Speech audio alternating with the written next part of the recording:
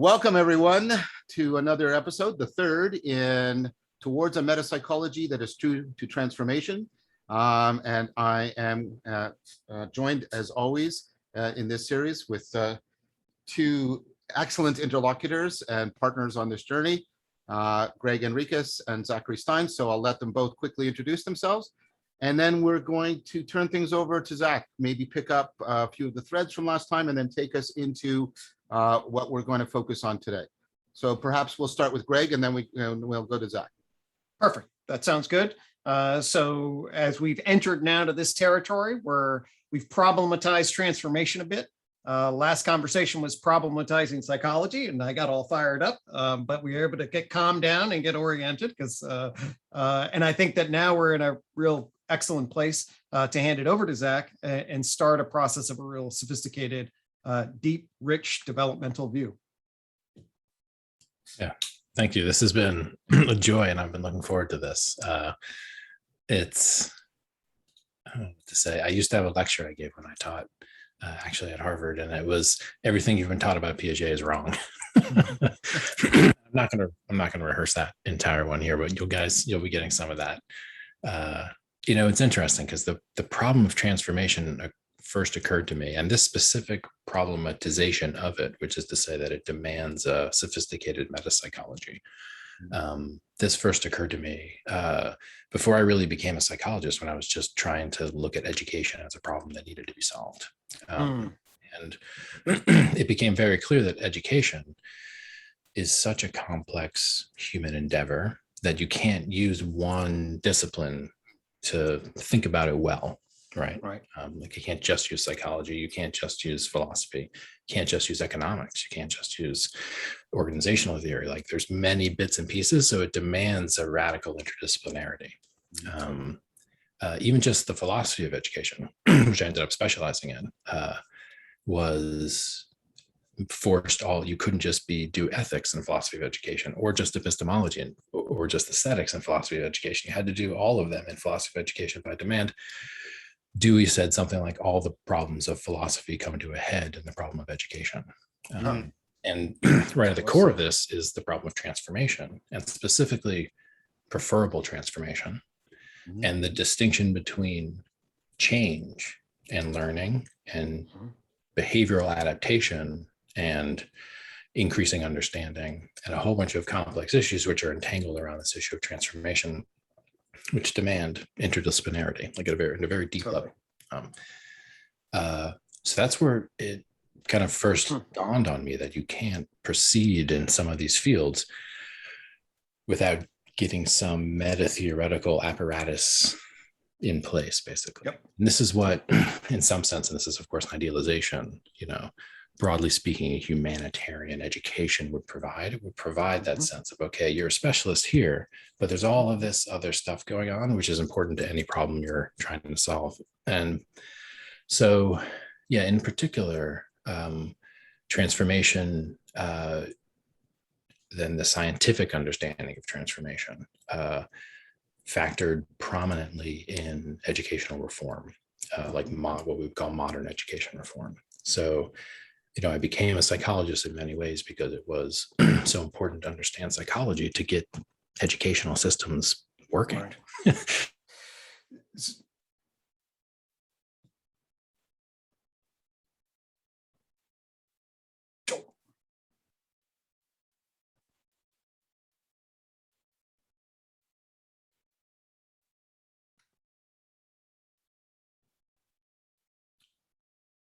Hopefully Zach will be back soon. All right. We're back? Yes, we're back. Not clear what happened there. Sorry about that. I think it's my internet. It's happened before today, so forgive me. Okay. I said a swear. I hope it didn't end up on the recording. No, it didn't. So it didn't. It's very judicious pause. Excellent. So actually, I was going to say real fast as you pause, please. Just the interface or circle or feedback between philosophy and education clearly has lots of parallels with what I've found myself in relationship to the science of psychology and the practice, the therapeutic practice. Like there's that feedback loop between theory and practice that I think in praxis that is really, and seeing it in relationship the way you've laid out philosophy and the metadisciplinary knowledge of our knowledge, and then how to convey that and cultivate it in a way that fosters transformation is I'm just noting a very obvious parallel in that regard. Yeah, and specifically like a form of practice that's like an ameliorative humanitarian endeavor, where the application of science is different than in, like, let's say, other engineering fields, where you can apply science to build a bridge or a weapon or something like that. And so there's a way that the science of psychology is applied in these domains like education and psychotherapy that even further greaten the burden of interdisciplinarity, because it brings ethics in, it brings other things in. And so the metapsychological burden is greater on you, Greg, than it would be if you were, let's say, just doing a narrow experimental paradigm in an fMRI scanner, trying to produce science for science sake. There's still issues there. Yep. But there's the complexity in the practice of education and psychotherapy, where you're recommending to people ways that they ought to be. Right.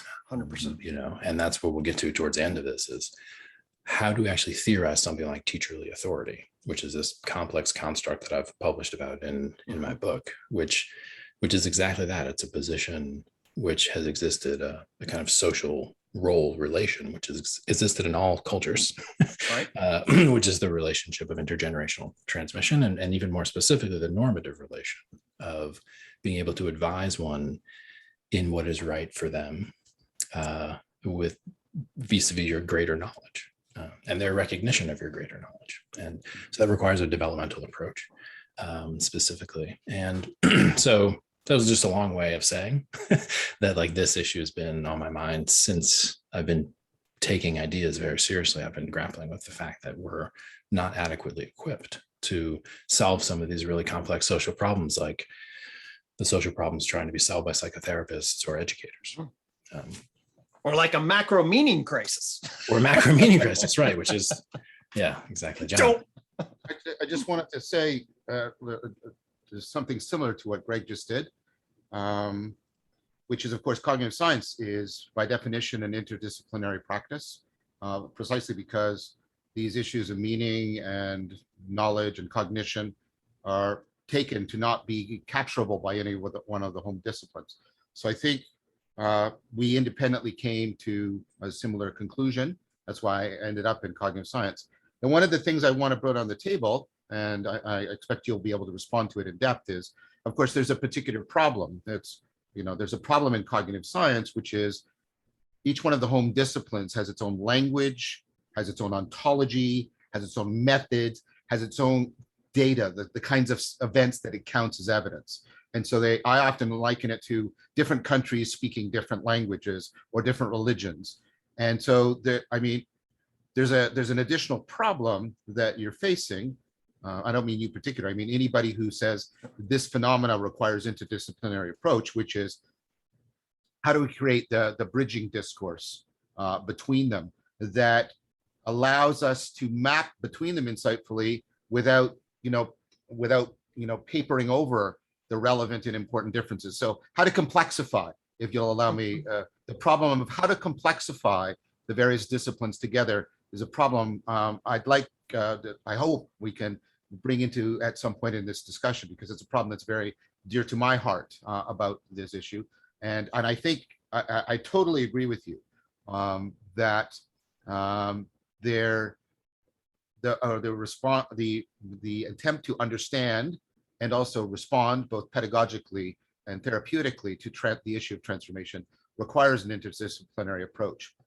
I think that there's also the possibility, and this is something that's more nuanced and perhaps we won't get to it, that we can actually exemplify part of what we're trying to examine. What do I mean by that? Is I think we exemplify complexification and how it can properly work. And that can give us some guidance about how we can understand the complexification processes at work within transformation itself. So we can use that as, I'm not saying as any kind of final authority, but as a normative yardstick by which we say, well, look, this is how we do this well here when we're trying to do this, right, in the practice of the knowledge. maybe that will give us some guide as to how we should make normative recommendations in the practice of the pedagogy or the therapy. So that's just something I wanted to put on the table for discussion. Yeah, that's wonderful. I'll take the first issue first. It's funny, you directed right what I ended up studying in grad. I ended up studying interdisciplinarity as an endeavor. And there's actually been quite a bunch of interesting empirical work done on the nature and dynamics of interdisciplinarity at a very high level. I worked Project Zero at the Graduate School of Education. Veronica Boyax-Mansala, the International Baccalaureate. There were several places where interdisciplinarity was like being looked at as an educational problem. And I looked at it in terms of what are the cognitive and emotional task demands of interdisciplinarity. I ended up finding this amazing man who most people have not heard of, Donald Campbell. You guys maybe have. Great. He's old school, but prolific, completely prolific. And kind of like pioneer in this field of evolutionary epistemology specifically, and looked at the problem. He looked at the problem of interdisciplinarity from that lens of evolutionary epistemology, and he identified what he called the ethnocentrism of the disciplines, which is a very useful phrase. And so he identified that like there are these kind of like no man's lands between disciplines, and to get comprehensiveness, we need to be able to communicate in a very different way. But this ethnocentrism of the disciplines is very deep-seated,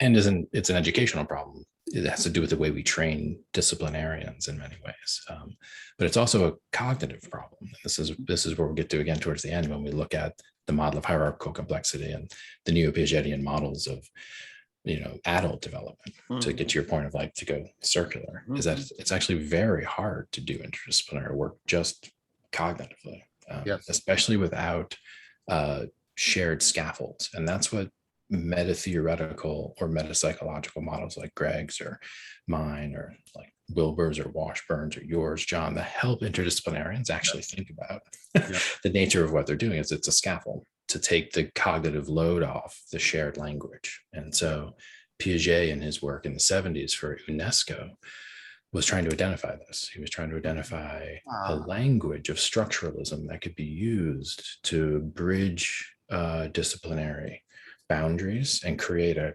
comprehensive field of knowledge that we could use to reform society. It was very important work. And the idea there was that, and it ended up being articulated by some of the dynamical systems guys, was that, oh, wait, there are processes which are isomorphic across different levels of complexity. And that's, so I'll get there. I'm going to foreshadow that. So, but I'm going to rewind, if that's okay, to where I ended up in graduate school, which was looking at the history of psychology to figure out how it became so fragmented, and trying to also get my chops strong enough in philosophy that I could do the interdisciplinary work I needed. Right. And so I was looking at Charles Sanders Peirce, who I became obsessed with. And he is actually the first experimental psychologist on the North American continent. People don't realize this, but he performed the first psychological experiments on the continent. And he was translating Wundt and in communication with Wilhelm Wundt, and was working in both phenomenology and the early psychophysics. And he was a mathematician and a metrologist. So he set up very precise experimental apparatus. This is an amazing story, to test the logarithmic reliability of his eye as a differential responder to subtle variations in the intensity of light. Right? So he set up like a chronograph or whatever it was called, which he could set through measures, showed light varied, brighter, less bright.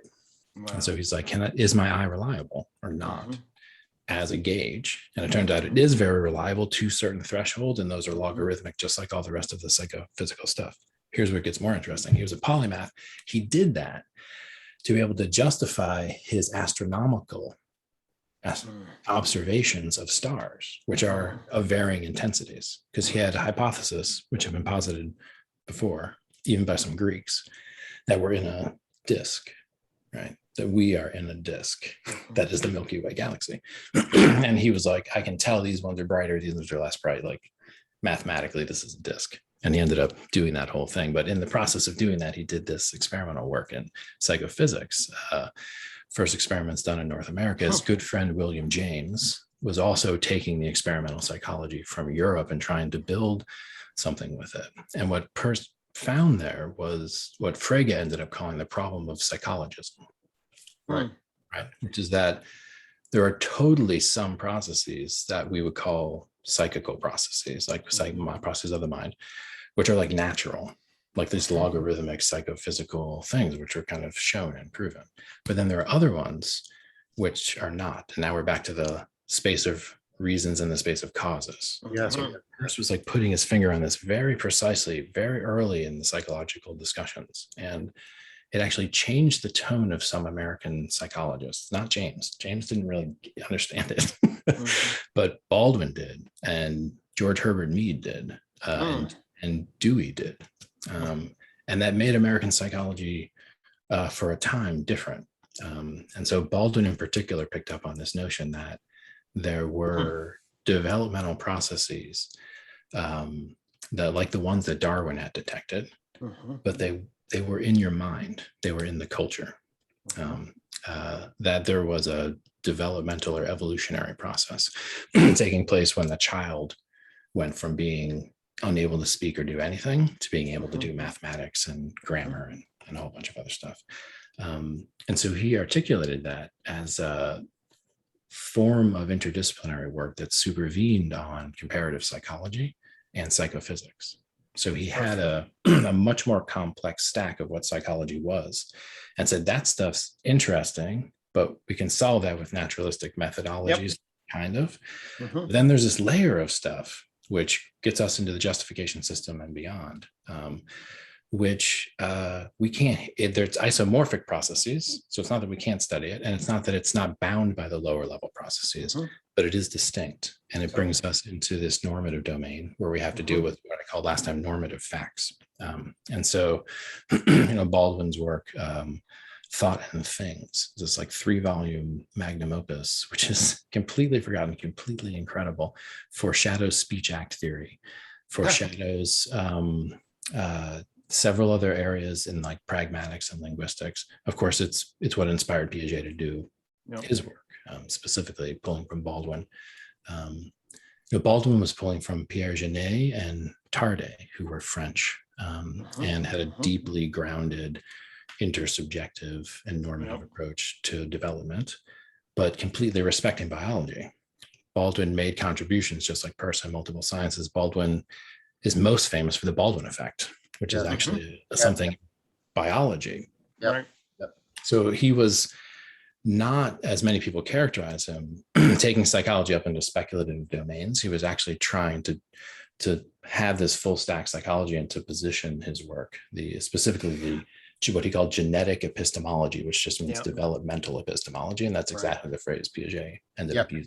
That genetic epistemology or developmental epistemology or evolutionary epistemology is that notion where you apply that way of thinking about how evolution worked and you transform it. You don't bring it wholesale and reduce the emergent, right? But you transform it and you start to do work in development. So that's where this thing gets launched and loaded. And then Piaget basically picks it up in France. I mean, this is my reading.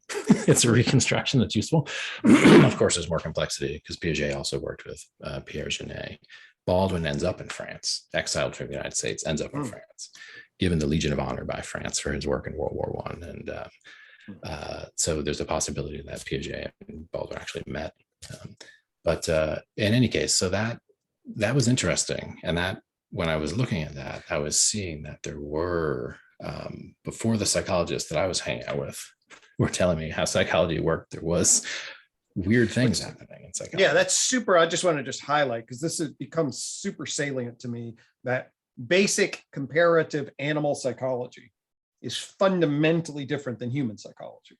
I mean, and that the proper lexicon and reference points for our language needs to accord that. And then I sort of had that, and then I rediscovered a lot of the developmentalists, and obviously you've layered that with a level of specificity that far exceeds my own. But to capture that in the history, after I sort of like, did my TOK thing, was like, well, shit, there's obviously animal mental, behavior mental process, and there's culture person, behavior mental. And for a whole host of reasons, those are two different fields of consideration. And the field itself sort of knows that, and it sort of doesn't know that. And it's really been fascinating. Right. And there's a few people who picked up the lead, like Tomasello, I think, plugged like directly into the story that I just told, like because he's Mead and Percy insights, and then he's into Brandom. And so there's a recognition of what you're saying, I think, which is that, to do psychology doesn't mean to do one or the other. It actually means to factor it all in a broader metapsychological frame, which is what I think Baldwin was attempting to do. Peirce gave up on psychology. He was so bored by the psychophysics and thought James had just made all these mistakes and was trying to do philosophy, like meta architectonic work that would allow for psychology to justify itself at all. And he thought that it basically couldn't. So but what's interesting about Piaget is that, like Baldwin, he's also a biologist. Like he's fundamentally approaching human behavior as a biologist. And his approach to understanding behavior was one of looking for taxonomical organization, then transformative explanation between different positions in the taxonomy. So he's again adopting the kind of Darwinian way of thinking to the kind of species and kind of genre of the mind as the mind evolves. So he's please. So I just want to be clear that I make sure I understand that. Like one of the things I hear both of you saying, I'm not that familiar with Baldwin, and I should be, given what you just said. I'm familiar with Peirce, and I'm familiar with. He was in Toronto, actually. It was at the. Yeah, I know that. At the University of Toronto, that's where the first laboratory of psychology was established in the North American continent. And one of my fellow grad students, Christopher Green, has done a documentary about how he was actually purged. He was purged.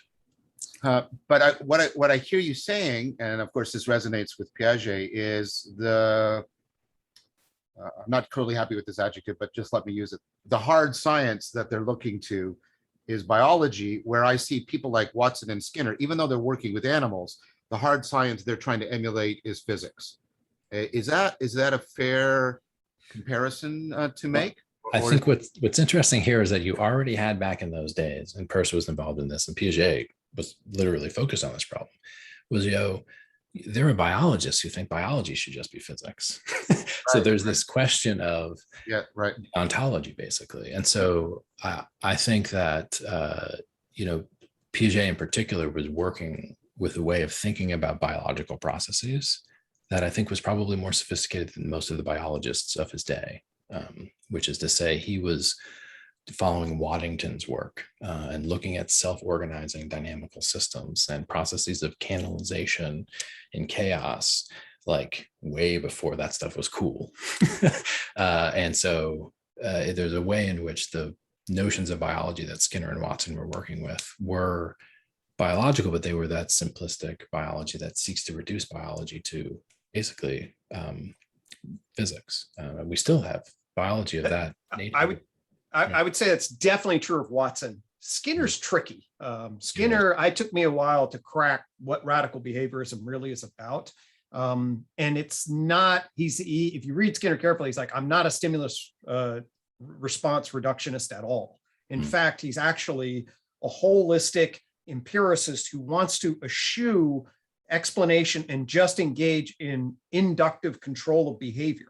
So he actually doesn't really want to reduce anything to explanation even. He wants to control the flow of behavior is actually what he thinks. So essentially for Skinner, science really is an engineering project to generate a feedback loop of prediction and control of what you see, which is a weird thing, but it's very different. And in some ways way more sophisticated than Watson. Watson was he was a physical reductionist. He believed in the natural science, the physics as the exemplar for psychology, both epistemologically in terms of experimentation and ontologically in terms of its billiard balls, neural reflexes bouncing in front. Skinner was radically different in the way he approached behaviorism. Yeah, Skinner will get you because he's ultimately utopian. Yeah, he's a weird. I mean, he wins humanistic awards. He's a fascinating character. It took me a while. I was frustrated with him because I was on the cognitive side of the equation, and then I got in this huge entanglement, and then I actually learned how to speak radical behaviorism, and it's fascinating. Interesting. That's helpful to know. So the sticking point then, right, in the biology being reduced to physics is precisely Darwinian theory, which is one of the two grounding theories of biology, because it's ultimately a dynamical system theory. It is not, right, a standard Newtonian kind of theory in any way. That's so. Is Baldwin picking up on that aspect? Is that what he's focusing on? Yeah, definitely. I mean, Baldwin is so the Baldwin effect specifically is a biological mechanism that can account for Lamarckian style evolutionary advances via Darwinian style explanationary mechanisms. And so that's kind of interesting. So he's thinking in a very complex way about how dynamic life is when it's in adaptation, and what Piaget called equilibration, which he believed was a concept that applied across all the layers in the strata ontologically. That you can think about physics in terms of equilibration, you can think about biology in terms of equilibration, you can think about psychological process in terms of equilibration. So it's a very broad generalization. And then, of course, then you get that disequilibration, accommodation, triplicate up in the psychological theorizing that Piaget does.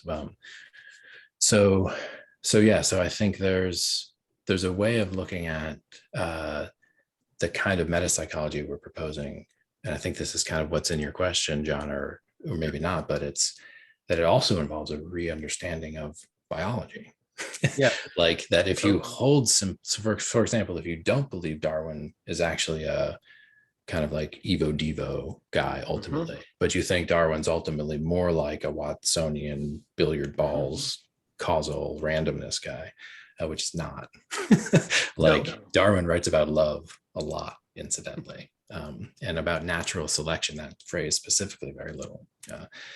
But if you don't believe that, if you're a simplistic Darwinian, then it becomes very hard to have an adequate, even biology, to do an adequate psychology. And so one of our arguments here is that the metapsychology forces us into metaphysics, which has to reconfigure many of the adjacent disciplines to psychology, which is what pissed people off about Piaget, because he was basically, so he would study a problem like causality, and he would study little kids, and he's at the Rousseau Institute for Genetic Epistemology in Switzerland, and he would invite physicists, and like philosophers. Carnap would come, and so they would both study how little kids were developing causal reasoning, and they'd study the most sophisticated scientific forms of causal reasoning and the most sophisticated epistemological, basically, reflection on what causality is. So that would be like the summer, and then they would publish all of these things. Most of those haven't been translated. We get this little trickle, and it hasn't been systematically translated, whereas Freud and Jung's work are like super systematically translated. So there's something weird about the negligence that's paid to Piaget's corpus. It's French. It's not like it's not hard to translate French. So, and it's weak. Some of the translations are bad that we do have. So that work was radically interdisciplinary, and was actually Piaget's work with children was forcing epistemologists and physicists to be like, whoa, that's pretty interesting, because it's just bizarre how different children think from adults, and yet they turn into adults pretty reliably. So there are these really stable states that most children pass through in thinking about causality, which can be reliably seen, detected. Like it's like a species in the woods that you discover. Like, that way of thinking about causality is there. And so what's interesting is that many of those early species of the mind linger into adulthood. If you take a sophisticated neo-Piagetian view, this is where it becomes, with the kind of like straw man Piaget, we just have to get rid of. And we have to take development as this very complex thing where, under certain conditions of duress, you can start thinking about causality super magically. Like very much like a kid thinks about causality. And that's a stable, predictable kind of almost archetype of psychological functioning, that way of thinking about causality.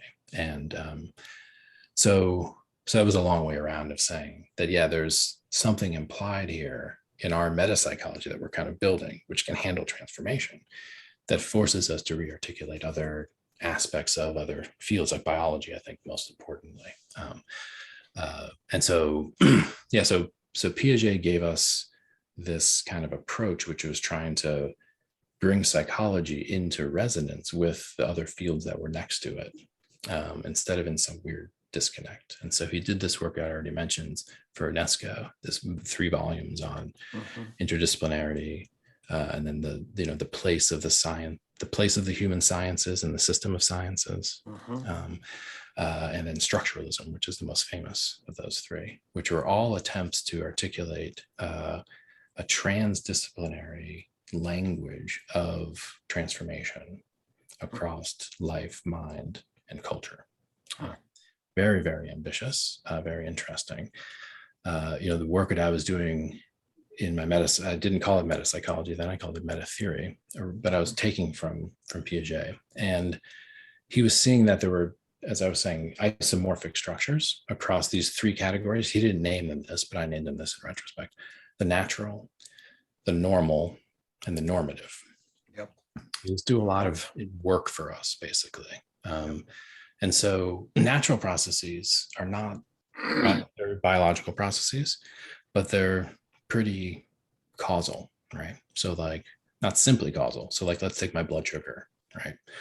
My blood sugar is complex, but ultimately it's a natural, my organism should be naturally functioning. My blood sugar regulation is in the domain of the natural.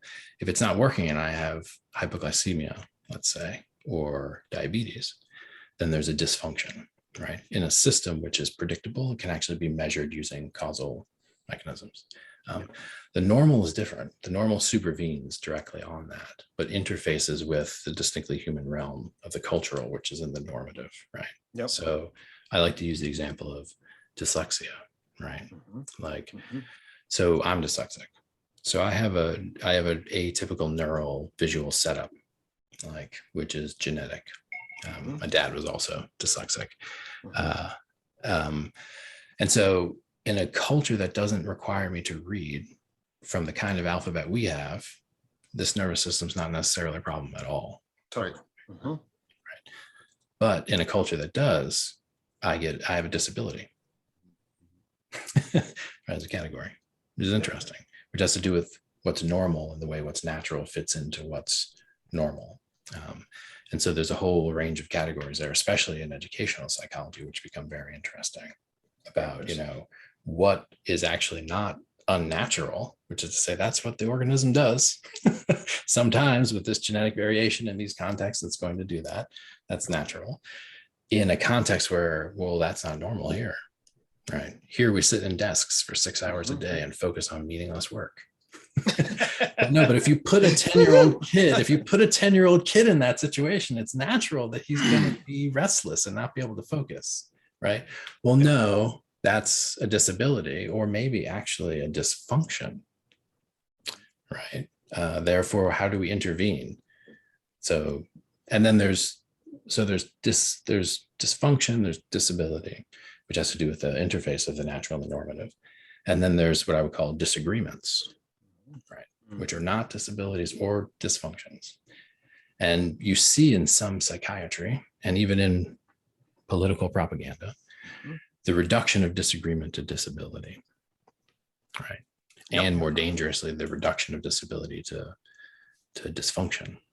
So which is to say that you hold a view that I disagree with means you're basically broken or disabled or stupid, or worse, deeply troubled and perhaps have a dysfunction. And so we talked last time about the medicalization of educational underperformance. We also see the medicalization of political deviance, right? The medicalization of political disagreement is actually going on in our culture right now, quite a bit. So when you're looking at Piagetian comprehensive structuralism, you're looking at a structuralism that has language that's relevant to psychology across those 3 broad categories of the natural, the kind of causal, regulative, self-regulating organ, like neuroscience, kind of the hard sciences, as it were. And then you get this, the kind of normal, which studies bracketing cultural normativity, studies the sociologically predictable, which is where we get a lot of our psychology. You take a sophomore from undergrad who's from a Western democracy, who's probably He's white. a weird. You put him in the weird category. You put him in an fMRI scanner and you see what he does, and you bracket all the normative stuff that actually requires the creation of the experimental paradigm, where it actually makes sense to him, like that image is disturbing and that image is not disturbing, for example, right? You just bracket that. You're looking at the normal responsiveness of someone enculturated in this culture. And then you sometimes universalize that as if it's, but that's another conversation. And then the normative, which is where Piaget was operating, had to do with, well, what about these normative facts, right? What about the fact that the kid who's 16 thinks better about causality than the kid who's 4? Full stop, right? Like the kid at 16 will build a successful operating causal mechanism without much instruction. The kid at 4 will never build it without a lot of scaffolding, right? Now there's exceptions, and this was like let's take out Piaget with a sniper rifle by setting up experimental paradigms that don't actually respect his assumptions. But that's just the truth. And so there's a normativity built into this way of thinking about the normative facts in the domain of the normative, which you don't find in the normal or the natural. And this is where we get into psychotherapy, education, specifically forms of human development beyond adolescence, where you're looking at this hierarchically structured system of justification, right? And the dynamic of teacherly authority, which says often, and when it's most profound, not just that I know more than you quantitatively, but that the way I justify my beliefs is actually better than the way you justify your beliefs. Right. It's a deeper claim. It's not just more quantitative knowledge. Like, come to me and I can give you responses, which is how we think of like quiz show, like. Yep. But in fact, the real stance of teacherly authority is one that hits a deeper thread, which we can unpack in terms of Greg's work on the justification system and the model of hierarchical complexity, Habermas, and of course Piaget, which is where this whole thing was going, which is that there's a nested system of justifications, each of which is valid, and yet each of which gets increasingly valid, right? Which is what's so interesting, is that 4-year-olds are not dumb at all. 4-year-olds are actually way smarter than we think they are. Right now, in some specific areas, they're obviously not as advanced as a 16-year-old, but they're doing a lot. And there's horizontal spread at developmental levels, which gets lost when you go vertical, which is to say there's stuff 4-year-olds know that we do not know. Because we're not down there at the 4-year-old level doing 4-year-old things, building that rich knowledge and sensory motor representations and things. So, but there is this vector of normativity and power and a few other things, aspects of psychological power, meaning like just the ability to focus attention and things. Greg. Actually, I'm sorry, John. That's okay. I mean, this is ultimately, and I don't mean reductively, but this is ultimately a view of education that goes back to Plato. Because when you start moving into, it's not just that I know more, but I know better, then you're invoking wisdom as something distinct from knowledge, because you're bringing in this normative evaluation. And then I assume, given what you're saying, that the way you justify the better, the way you do it in Plato, is the 16-year-old's model of causality is better than the 4-year-old's because it's somehow, and I'm going to put this in scare quotes because we need to talk about it, it's somehow truer. It somehow gets at it's a deeper account. It's more in touch with the reality of causation than the 4-year-old. And so I hear a lot of Plato, and even the hierarchical complexity is a very Neoplatonic way of trying to understand how we move up the ladder of intelligibility. I'm hearing all of that also in what you're saying. Is that a way in which, is that one way, I'm not trying to be exclusive, but is that one way in which, the philosophical discussions about education can connect to what we're doing here? Yes. Yeah, no, precisely. I mean, the source text is probably the Meno. Yes. Like because the 16-year-old's understanding of causality is better than the 4-year-old's, but it is also implicit within the 4-year-olds, which is to say that under normal conditions, the 4-year-old will get there. There's not an exclusivity. And this is an important dimension of teacherly authority, which is that I know better than you, ha ha ha, is not teacherly authority, or I know better than you and I will control you, right? That's propaganda. Education is I know better than you and will bring you up and lead you, right? Pedagogy leads you down the path to be in the position that I'm in. And so the Meno is that great one where he gets the slave boy to draw in the dirt and basically gets out of him complex geometrical theorems from a kid who has never even heard of geometry.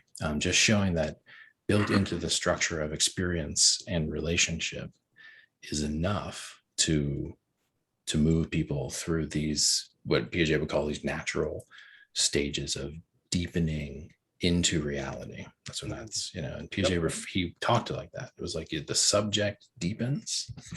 And as the subject deepens, reality expands simultaneously. So you get this like deepening in touchness with reality. And it's complex because it seems like you're becoming more abstract and complex. And in some ways you are. In some ways you're becoming more abstract and complex, but you're also becoming more of a container for more of reality and seeing more interconnections between more things. And importantly too, and this is again a neglected aspect of Piaget, you're feeling more. Piaget believed that cognition and emotion were two sides of the same coin. One good work, which was translated, called The Grasp of Consciousness, was basically to this point, very much like a relevance realization notion that consciousness is an active process, an evaluative process. And, so there's many rich threads into it. Yeah, Greg. Well, I'll just say then, I'll bring the Aristotle view. My friend Blaine Fowers, is a scholar in this area. He talks about the evolution of functional forms and the way in which Aristotle thinks about the proper entity. A knife is good because it's sharp and it cuts, and we should be thinking about functional forms in a particular way, and we can generate ideas about the functional form of humanity and utilize that, say, on the eudaimonic continuum about, well, how do social animals get together and produce a eudaimonic state, a wise state of being that becomes a particular functional form, which you can then use to reference. And he argues that creates, Blaine Fowers argues that creates a lot of is-ought complexity in perhaps a very sophisticated way that we can upgrade, that the modern Enlightenment, sort of with its rejection of Aristotle's metaphysics, I think perhaps, extreme rejection of its metaphysics in relation to final formal causation, things along those lines. I want to make one more point on that, the history, because the work of Mark Taylor and others, right? So modernism is not only rejecting Aristotle, right, which it is, it's also rejecting Renaissance Neoplatonic magical theory, right? Because in Plotinus, you get the synthesis of Aristotle and Plato, and you get this idea that cognition is always fitting itself to the object of cognition, and the deeper the reality, it has to transform itself. So there's in Plotinus, it is a thoroughly inherently transformational epistemology. There is no way that the mind can relate to a deeper reality unless it has undergone a fundamental transformation. But the problem is the Neoplatonic magicians and philosophers they're trying to talk about self-organization. They didn't think that matter was inert. Think of inertia. They didn't think matter was inert. They believed in action at a distance, right, and all kinds of spooky stuff. And so I just wanted to bring back that there's an important way in which I hear Zach saying, that there's this process of scaffolding cognition which is right, a scaffolding of intelligibility, which is also a scaffolding of reality. Is that a fair way of understanding this? Totally. Yeah. I mean, it is a hierarchy of knowing and being, right? Yes. That's beautiful. Beautiful. A co-evolving hierarchy of knowing and being. Yes. Yes. Love it. Exactly. This is exactly how I spent a lot of time studying Plotinus for this reason. That's not a coincidence. Like Ken Wilber loves Plotinus, and there's James Hillman. There's a reason to look at the Neoplatonists as the first psychologists, maybe, or something like that. And so that notion of, yes, the rejection of Aristotelian thought by modernity, and also the rejection of the Neoplatonist chain of being by modernity. Both of those things were things that Piaget really wasn't willing to throw away, and was trying to find a way to somehow preserve in the context of modernity specifically. He, as a youth, wrote an autobiography as a kid, which is hilarious, but it was an autobiographical novel where he struggled with the problem of science and religion. And he identified this notion of an evolving Aristotelian science of forms as a way of resolving the crisis between science and religion. So he was always kind of working secretly as a Neoplatonist mystic, trying to like preserve. That's so cool. That is so cool. Like he says that. Like he says that. Like in Chapman's book, the great book, Constructive Evolution, probably the best book on Piaget. Chapman. There's all these quotes from Piaget where he says as much. He's like, when I'm studying the child coming to know more and coming therefore into more being, he's studying kind of the evolution of God in that kind of Neoplatonic way. There's that synthesis of kind of evolutionary thought in Neoplatonism, where you just take the Platonic stack and you just knock it on its side and unfold it. Right. And so Piaget was very much plugged into that discourse, reading Bergson. And when you read Biology and Knowledge, which I think is maybe Piaget's most interesting book, it's very hard to say that though. It's a scope of like a Teilhard de Chardin or something. It's a sweeping scope that's including human, and specifically human science, human knowing, human ethics, human normativity in understanding the universe as a whole. That it didn't just kind of parachute out of nowhere in this meaningless causal void, and now all of a sudden we create value out of nowhere. Like Piaget is like, no, value runs deep, way back, and the hierarchy of knowing and being runs deep.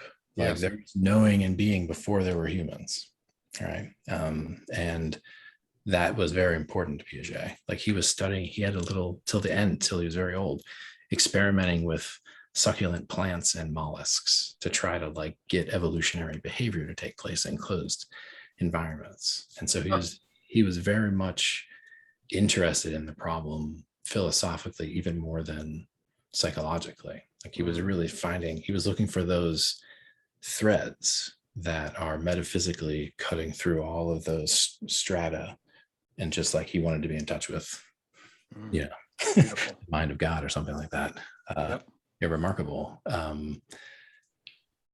So is that like you've talked about structural isomorphisms? Is that, and I'm sort of trying to prod you to also to talk about hierarchical complexity, and maybe talk about it in terms of complexification as well. But is that Evan Thompson talks about it as the deep continuity, but I think it is ultimately goes back to a Neoplatonic sort of framework.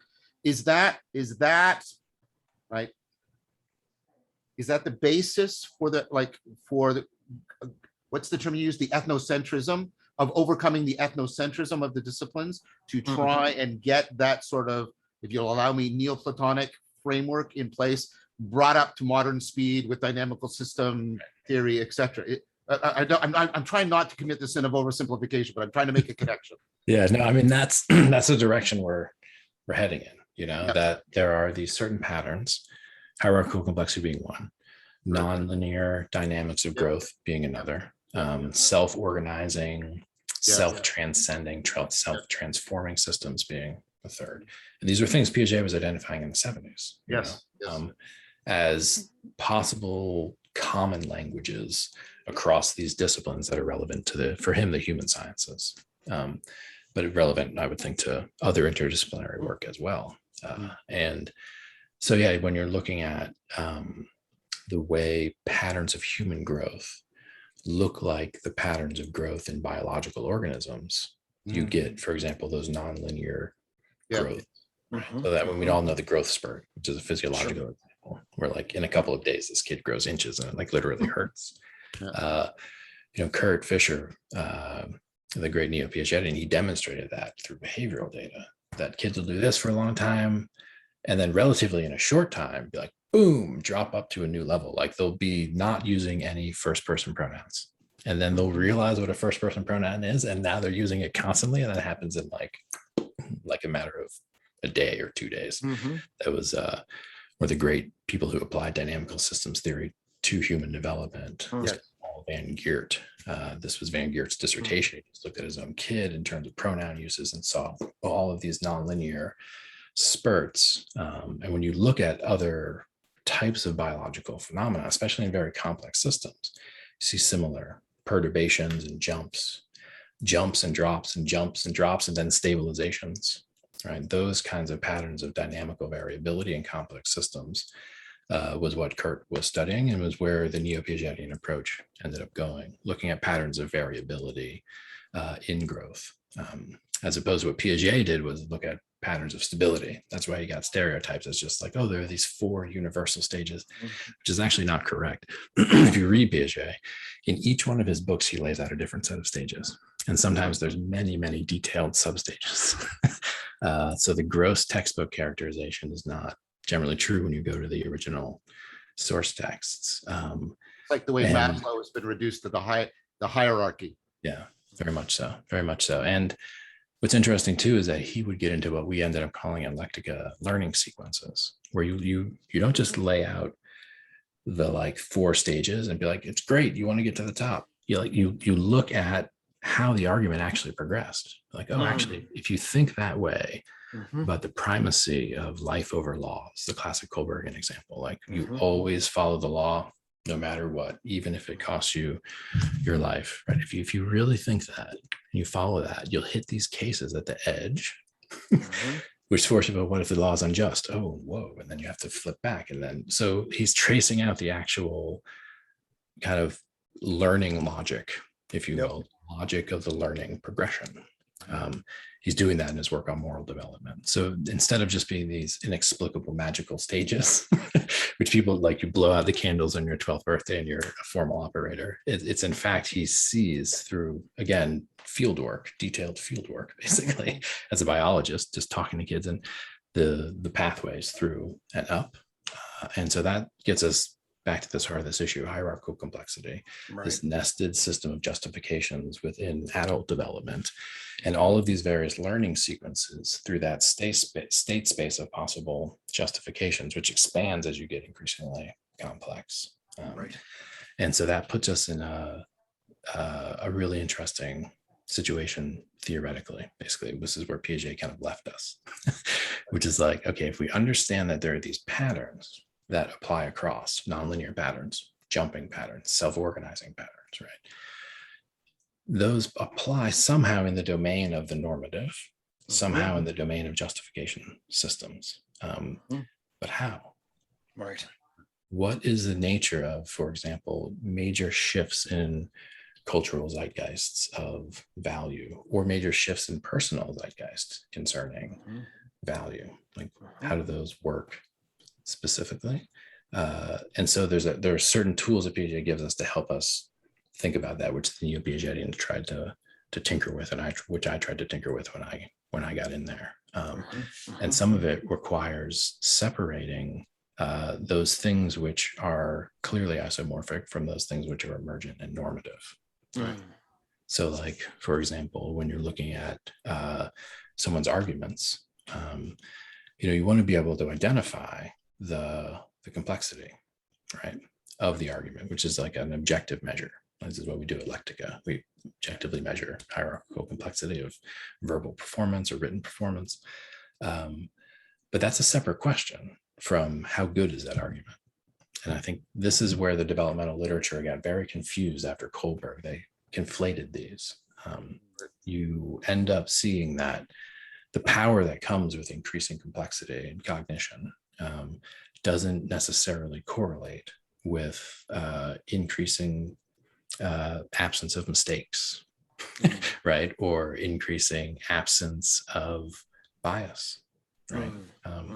And so you end up with a more nuanced view of development than the simple developmentalists would give us, which is a simple growth to goodness model. Piaget falls into this trap quite often as well.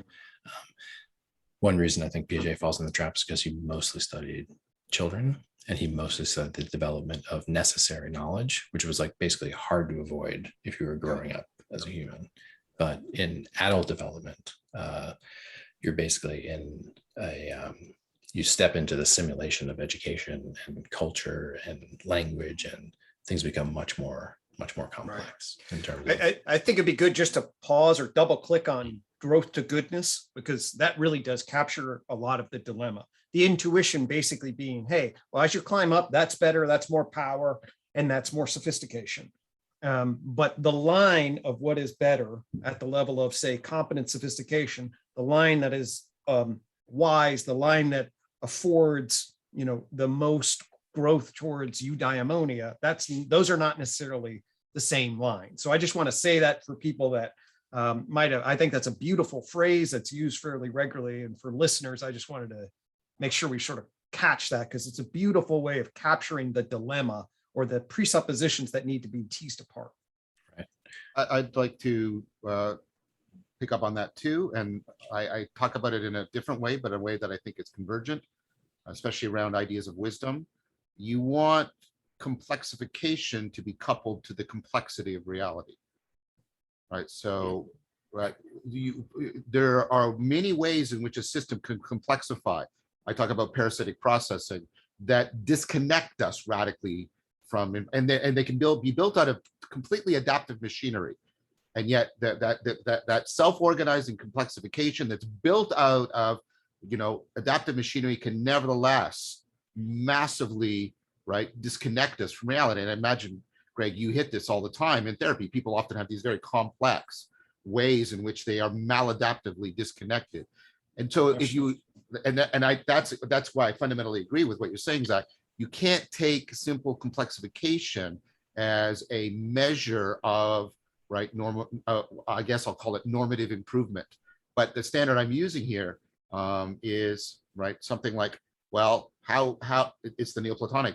How are you disclosing, is this complexity actually reliably affording you to disclose real patterns in the world? That's what I take to be something that's missing if you just measure the complexity by its sort of a pure sort of mathematical metric. Is that, it feels Absolutely. like that converges what you're saying, Greg. Does that line up with what? No, absolutely. I just wanted us to be clear that sophistication and goodness in various can be differentiated. And Plato made that famous. The sophists, right, were the target of it, right, because he disagreed with their educational program. Let's remember that they were teachers, precisely because being sophisticated, and even the etymological origin of the word, is not the same thing as becoming wise. Right.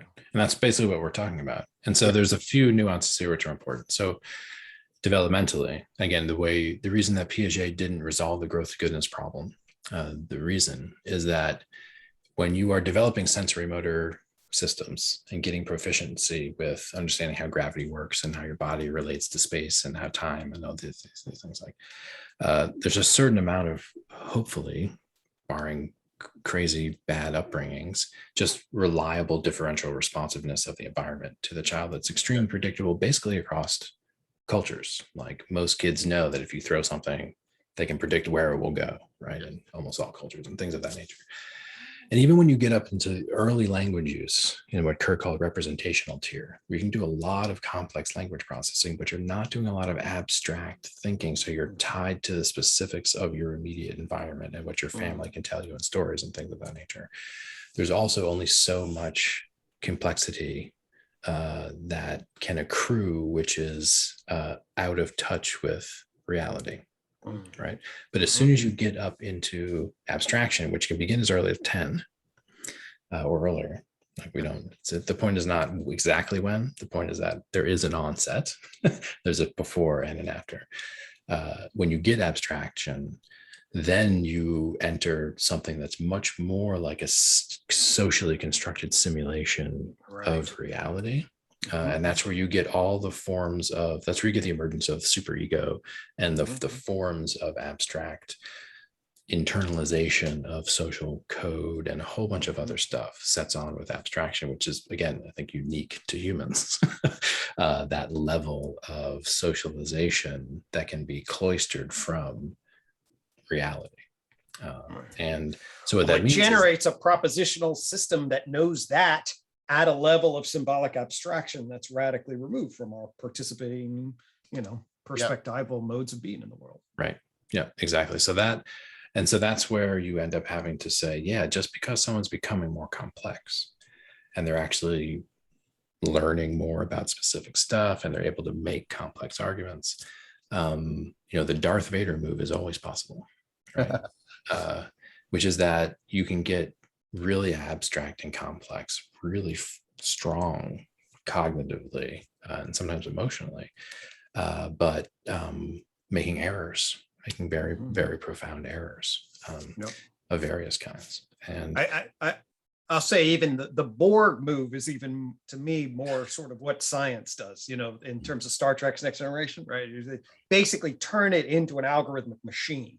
I mean, rather than evil per se, but it factors out everything that's subjectively, oh, well, whatever. And now I will just turn it into an algorithmic machine. That to me is, those are two, hey, get power and control the shit out of stuff for selfish interests, be blind to shit, and just go algorithmic reductive at a particular type of metabolic danger. At least I would see that clinically sometimes. There's I had something recently that really brought this home to me. I'm reading Spinoza, and then right in Spinoza's the ultra rational logician, and there's lots of he's also all deeply mystical, influenced probably through Kabbalah about the Neoplatonic tradition. But he basically said, so I think it's in one of his letters, he said, you need to understand God doesn't have abstract ideas. And I think, so yeah, we go through abstraction to try and get up to this, but we have to remember that that's not right. That's not what God is, right? God is right. Somehow we go all the way up, but it also comes all the way back down and meet like God, right? Do you see what I'm trying to convey with that? Totally. Right. Yes. I mean, that's a wisdom energy for me at that level. It's totally up and down, simultaneously. Yeah. When I got that, I got, I'd already got some understanding of scientia intuitiva, but when I got that, I got, when I get like that, where I do all this propositional abstraction and then it drops, and that's your language, but when it drops into the perspectival and the participatory, right, transformational coupled immediacy, that's actually scientia. Actually, I think that's your language, John. Hey, actually, we now have language together. Who would have thunk it? It's like we're building a metapsychology. That's very interesting. And then, of course, the Neoplatonic and the Taoists are called the macrocosmic orbit, right? Yes, yes, very much. Circulation up and down the great chain of being, and the individual being a microcosm of the great chain of being, also needing to run that circulatory process. Yes, and this is what's sometimes pointed out. Like Kurt was always very interested in all of this talk about the higher stages. He thought it was foolish. Like he thought that basically wisdom has a lot to do with graceful degradation, which is one of the ways to think about it, and actually different forms of consolidation that come precisely from the exhaustion of abstraction and complexity as a solution. And this gets into the broader metapsychology, which is all of I've been talking about is development. There's also what I call ensoulment and transcendence. Right. And both of those also have transformative processes in them, which look like developmental processes, but aren't. They're different. So like the way a kid goes from being in the crib and not speaking to be able to solve math problems is different, but related to how the kid in the crib goes from not being able to fall in love and give of himself to others to be able to basically give of himself to others for, basically soul reasons, spirit reasons. And then transcendence, again, the kid who has no awareness of self, no ability to control his attention, no ability to relate to living symbols of immortality, as I refer to it, turns into someone who can do that. Different from cognitive development and different from ensoulment, which is like personality or character development, is the development of capacities in the domain of transcendence.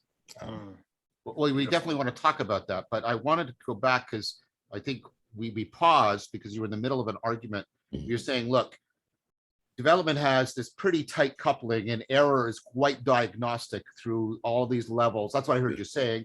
And then you move into this other domain where abstraction becomes possible, but it's also, it's like, I mean, I'm thinking about this in bounded rationality, right? It's also, uncertainty becomes much more an issue, complexity becomes an issue, and from the problem-solving literature, ill-definedness becomes an issue. And you see Plato wrestling with all these. When I'm asking what a virtue is, when I'm asking, what's honesty, like this is an ill-defined problem. There's always uncertainty, right? There's tremendous complexity, and so I'm wrestling with a much sloppier, right? If you'll allow me that metaphor, through the state space feedback loop that I don't have when I'm trying to figure out how to throw the rock, or I'm trying to figure out the syntax so that mom and dad will understand me. Is that a fair way of like, right? And especially in a modern or postmodern culture, right? There are some. Can you build on that point, please? Well, yeah, there are some. So there are some cultural contexts, and there's a whole spiel about Margaret Mead's notions of cultural evolution. But there are cultural contexts which are usually called prefigurative, where the environment of socialization is so predictable from generation to generation, and the requirements of life change so little that when you move up into the abstract realm, it's just very clear. There's the norming of the way you think about the world is controlled, and that level of norming is always what, like, the worst modern political theorists have tried to recreate when there's actually another way to stabilize personality that you can in open societies. So does that map onto in any way like Durkheim's mechanical solidarity versus the complex solidarity, where the division of labor? Because it's, I mean, one of Durkheim's point is social coalescence is very easy, right? Within mechanical solidarity, it's much more challenging when you have the division of labor in society, right? You have complexification, you have a complex, or so the system is held together by complex interdependence rather than mechanical solidarity. I was just wondering if there's I don't know the distinction well enough to speak to it, because like I would understand the kind of culture I was imagining was almost like an indigenous culture, or a culture like a medieval village or something. That would very much what Durkheim like So and so what you get is cultural evolution coinciding with educational systems, basically putting individuals in unprecedentedly complex situations of justification or confusion. Not only are we on the option of deciding which justification system to adopt as an identity structure, we're in the situation of being able to claim that one does not adopt a justification system. And so there's a deep added confusion to this in current conditions as part of the educational crisis and the crisis of teacherly authority. One way to go ahead. I was just going to say one way that I would think about it. So the oral indigenous, you are face-to-face embedded like you are in a family. So there's the whole history of actual real interactions with rich traditions that are completely woven in, where the scope of awareness is, pretty much what you have actual contact with. And then to build the systems of justification that are required in the transition into civilized societies, where you have thousands of people that live in a city that then need to be regulated by rules, industry, there's a techno-social economic environment that you have to oblige for. So then that system requires a level of abstraction and formalization in relationship that is puts on, in terms of the psychotechnologies that are required for that, is a radical shift in relationship to what is required for everyday living. I think that would map onto what I'm saying too. What you're getting is when you have to live with lots of strangers who have roles different than yours, and you have fundamentally no expertise or knowledge in their roles, you become dependent on them in a different way than you do within an indigenous community, where people are generally, they do multiple roles. They're much more similar to each other. I'm not trying to be reductionistic, but the point is, like, it's easy. Actually, John, your whole point about the way we identify self, basically the societal socialization at that level then creates this whole matrix, right, of identification of role that is not personal, but is abstract in a particular way. I'm thinking of it in terms of sort of George Herbert Mead, the idea that it's easier to sort of data compress a generalized other from a society that's mechanically complex than it is for one in which you have all this, right? Yeah. No, that's exactly right. And I was like a parenthetical to your point, but in general, your point's correct, that they're at the lower levels of development. The feedback loops for learning are direct from the environment, barring, abuse or something like that.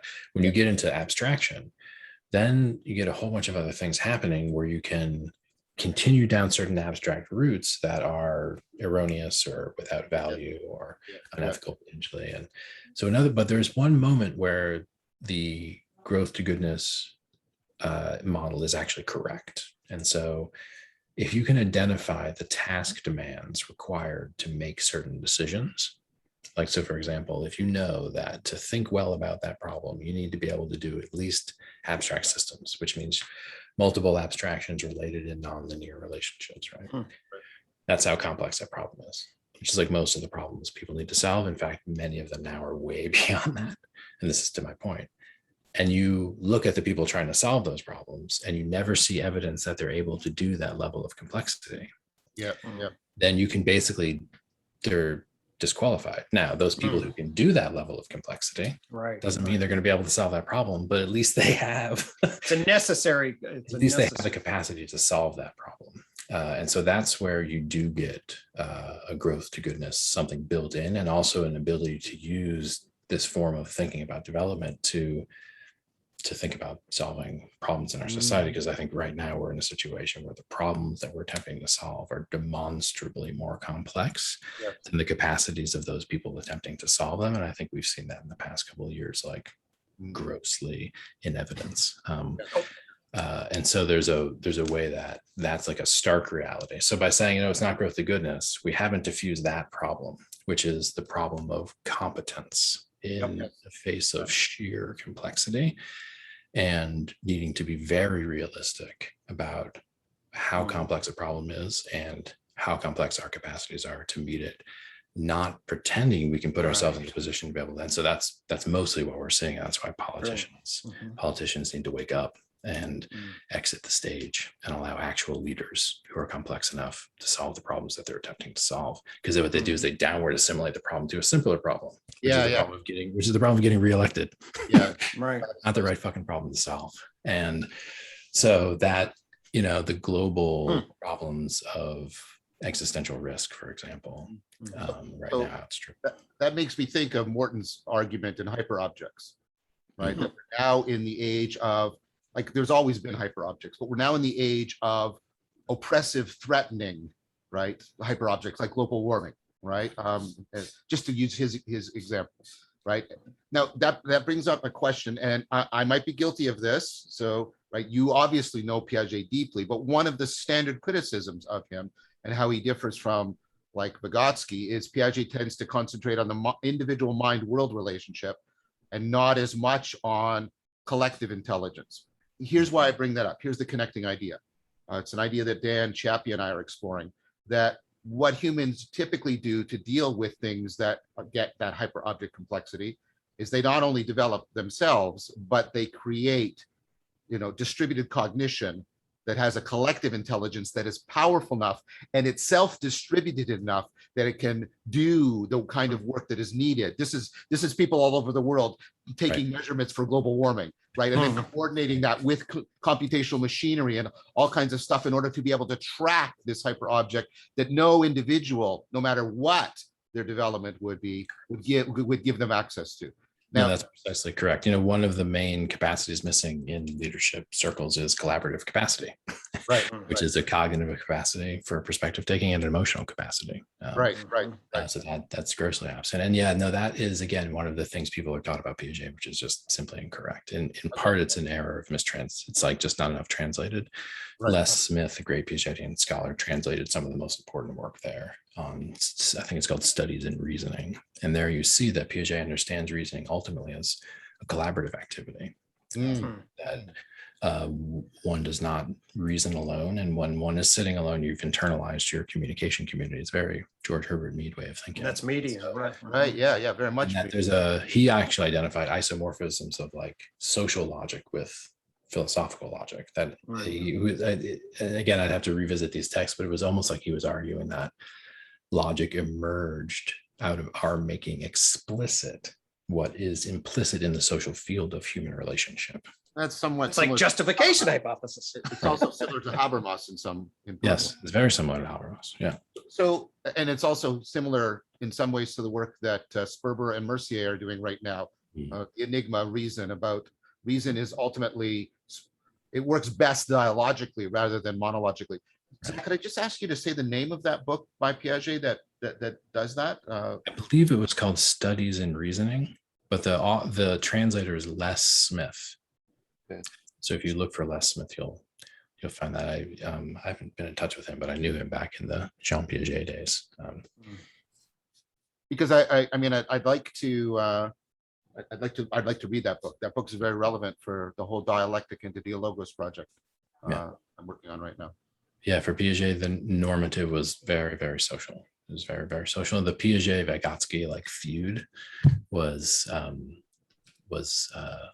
inflated. It was interesting because it generated a lot of, I think, important ideas. But had Piaget been more comprehensively handled, I don't think it would have emerged, I think.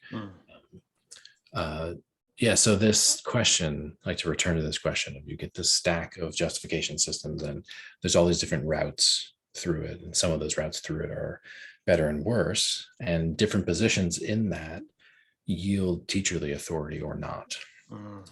And so this question of transformation as being related to questions of teacherly authority is where I ended up kind of with this. All of the work was kind of directed towards that at the end of the day, which was how can we theorize teacherly authority in a way that's interdisciplinary and in a way that allows us to kind of like reconfigure the social field to assure for ongoing collective learning, because no one can solve the problem alone, John. Like literally the main thing we need is unprecedented collaborative capacities in order to solve these really complex problems. And could I connect that to another one of your ideas? Because now I see them connected in a way I hadn't before, right? Because the collaboration is not only synchronic, it's diachronic across generations. Yes. And so one of the ways distributed cognition complexifies and attempts to couple to the complexity of the world is the cultural ratcheting effect, right? And that intergenerational responsibility. And so, right, so I'm now seeing a connection between what you talk about in teacherly authority and the idea that the collaboration is also intergenerational, not just synchronic in nature. Precisely. No, that's exactly right. And the cultural ratcheting effect is that's really the way I model that, usually coming from Thomas Eller, where you see how critical those fulcrums are in the transformation of culture, and the nature of those where there's a normative moment where you inherit from the past and yet make novel for the future, right? That, and we talked about this in previous conversations. It's like, okay, am I still Zach even though I've been through all that shit?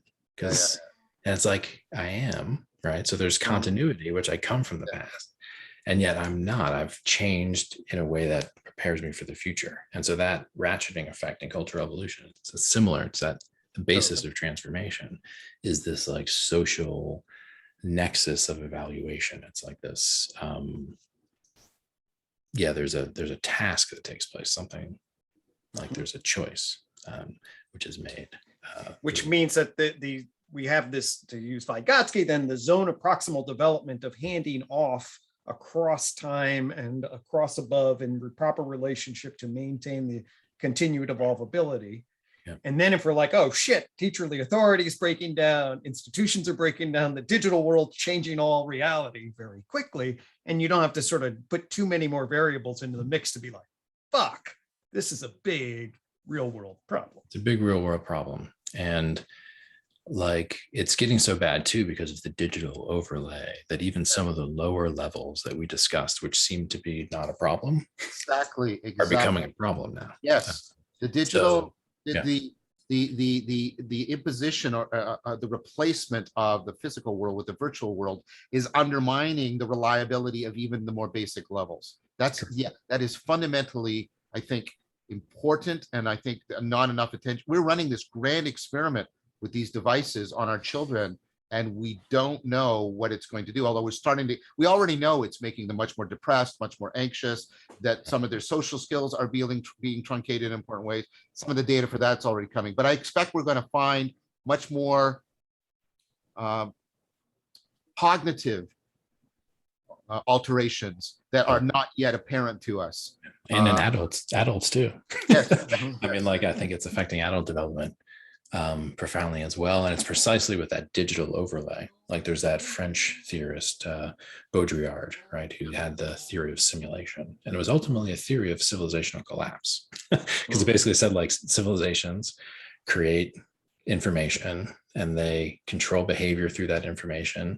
And then eventually they create a simulation that is so convincing that the reality dependence of our ideas become irrelevant because all we have to do is relate to the simulation of society and we succeed in the society. But as soon as societies get thrown into a state where the simulation is broken and you're confronted with actual reality again, like this is the problem. And so like pandemics are an interesting example of that. So this where it's like you can create as much simulation as you want, but at the end of the day, people are still dying. It's or not, right? So it's like it's happening, something's happening. And so that's, I think, where we are at a crossroads with our relationship to reality as a culture. So that brings up then like a sort of another dimension of this problem we're wrestling with. And maybe we can sort of wrap up with this, and then it will also, I hope, platform us for the next discussion, which is I want to go into the ensoulment and spirit dimension. And I know Greg does too. But here's the problem, and here's what I think it leads into that. So there's a way in which you can see religion as doing imaginally augmented reality that nevertheless has the opposite effect. Rather than disconnecting you from reality when it's working, so we'll talk about the best religion, right? Not the worst, right?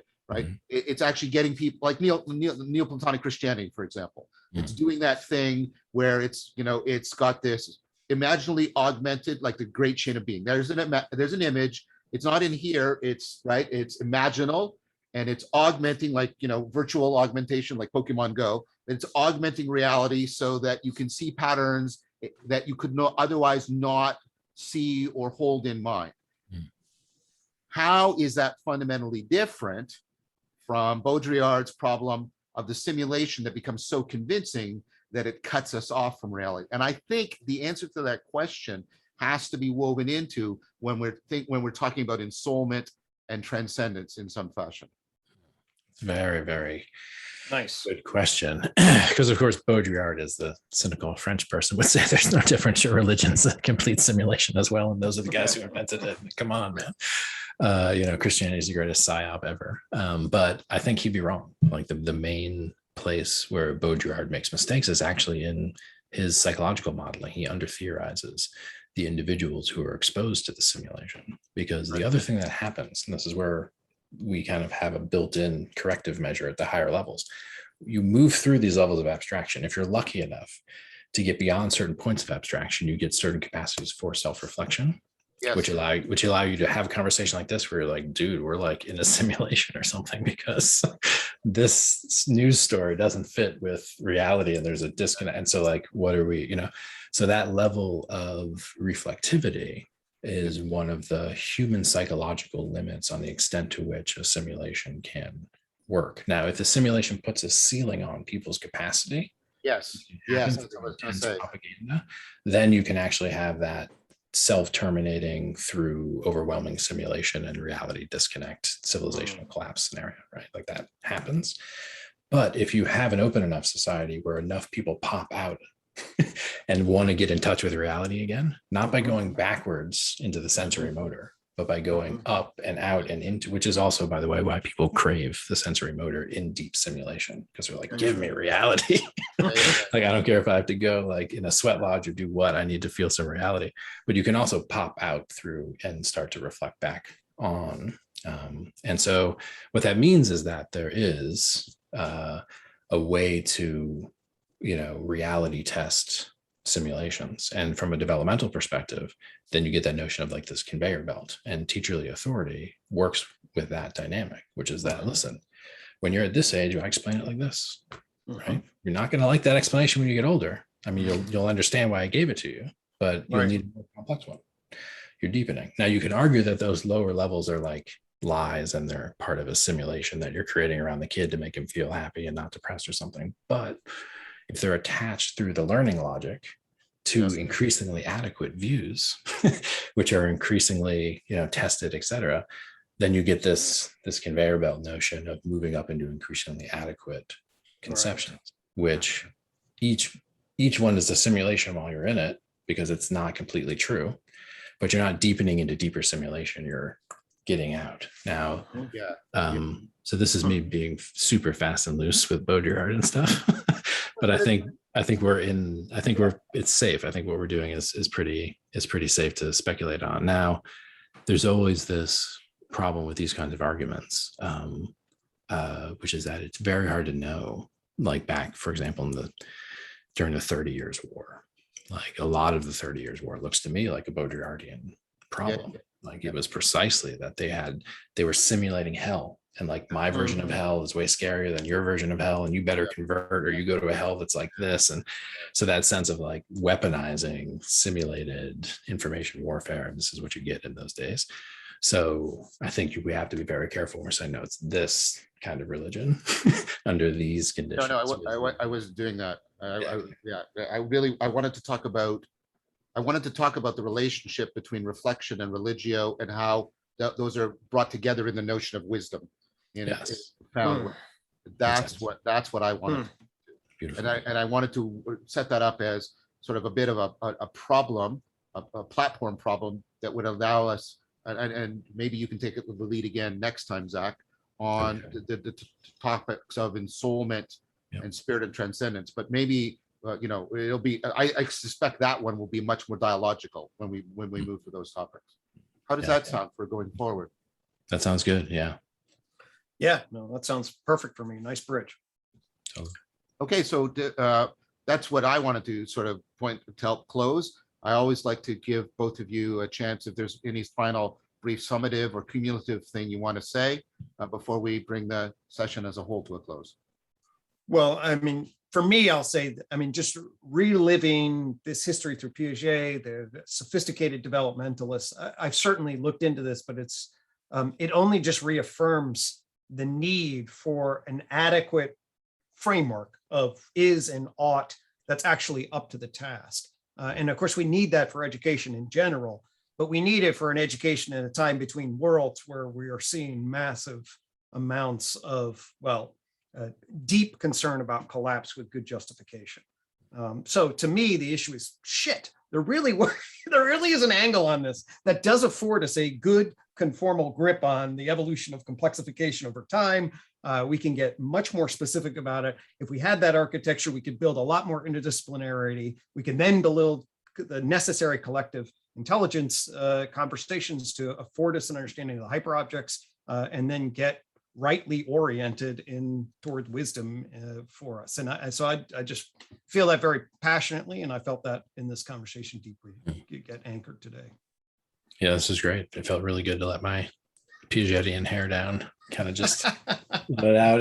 But again, this is a third of my way of thinking about the mind. Like everything there was cognitive and it's about true and false, and didn't talk much about emotion or mommy and daddy and death or any of the stuff that actually mostly occupies the mind, because a lot of the cognitive development, is kind of built in and often takes care of itself. So yeah, it's about a third of the picture. And as Greg was mentioning, like, and as John, you said, like there's the merger of reflection and religio, as you were saying, and that represents the possibility for the self-transformation of the culture. Yes. This notion of how do you get out of the simulation without having to have it collapse back down to actual hard reality? Well, you have to somehow self-transform the culture through reflection in the modality of the religious, I would argue. And this is, again, a theme of my book, is that we're not doing education in the future without dealing with the overwhelmingly religious forms of human thought that basically we need to do that, to do precisely that, to deal with the top of cognitive development when we pop out into reflection. Yes. And when And we have to, it's fair, Zach, to then think about what we've been really talking about can translate loosely into the doing competency domain or mode, whereas the being becoming mode will be, if we do sort of a Frommian overlay onto this of ensoulment and transcendence, there's the whole being becoming mode that we want to juxtapose in potential relation, or at least that's one lens upon. That's interesting. I wasn't aware of that triple. Yeah, the being would be transcendent, and the becoming would be ensoulment. The doing would be cognition. Basically, Yeah, I think that's good. I think we also need to talk about the fact that the is-ought dichotomy is also another dichotomy inherited from the Enlightenment that is seriously under attack right now. I mean, we've got Putnam's, the criticisms of the fact-value distinction. You've got Casebeer's, very devastating argument that, you can't derive is from what? Well, yes, you can. If you put in the missing premise, X is good. And then you have to rely on Moore's argument that, well, whenever I try to defend, whenever I say X is good, I can undermine it by saying, but is X good, right? But Moore's argument depends on a very clear analytic synthetic distinction. And Quine has said, no, that distinction is absolutely blurred and interpenetrating. And so is and ought are not like the way modernity put them as this chasm, and you can't ever go from his. It's not like that. I mean, they're not identical. There is a difference, but it's much more, again, this sort of continuum, deep continuity relationship rather than a strict dichotomy. And I think we need to bring. Great conversation. Casebeer yeah, argument. I have a lot to say on that. Pardon me? Well, there's a lot there. Like, yeah. I think of Kohlberg's work, and then the Bhaskarian work of the is-ought dialectic, which is extremely important. So I can bring in the Casebeer and the Putnam, and we can enter that into too, because I think that's another. Because again, as I mentioned last time, I find when I try to talk about relevance, it sits on this boundary that's supposed to be a chasm, right? Between reasons and causes. It's always bridging the polarity. That's where the most interesting stuff is. All right. Okay, gentlemen, that we all got to say our final piece. This has been excellent as always, and I look forward to our next time together. Thank you very much. See you then. Thank you.